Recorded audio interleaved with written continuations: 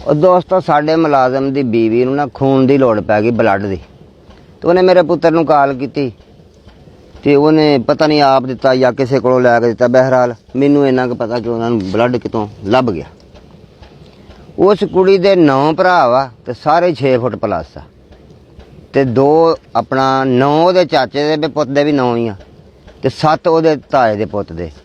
ये मर्द हजरात आ उस फैमिली दे। कुड़ियां अलहदा ते सारे 6 फुट तो उत्ते कद्दां दे जवान आ ते सोहणे सुनखे ते तंदरुस्त। वो एक दिन ना मेरे हत्थी चढ़ गया उन्हां चों एक। मैं क्या तुसीं एक एक कतरा खून दा सिटो ना लागों जिहड़ा घर दे सेम नाला लंघदा ते अगले बन्ने लोकी कहणगे पिछे कोई बकरा कोया वा ते यार तुसीं एक भैन नूं खून नहीं दे सके, तुहानूं कोई नहीं समझाउंदा। वो कहण लगा साडे च खून कित्थों आया। मैं कहा तुहाडे च खून हैगा, तुहाडे च गैरत है नहीं गी। तुहानूं किसी ने दस्सिया नीगा भी खून किद्दां देईदा ते किद्दां नहीं लईदा, तुहाडे वड्डिआं ने तुहानूं समझाया नीगा। दोस्तों अपनी औलादां नूं समझाओ, जवानां नूं समझाओ कि खून देण नाल किन्नियां बीमारियां घटदियां वा ते अल्लाह दे कोलों की अजर हुंदा वा। डॉक्टरां कोलों रिसर्च करो।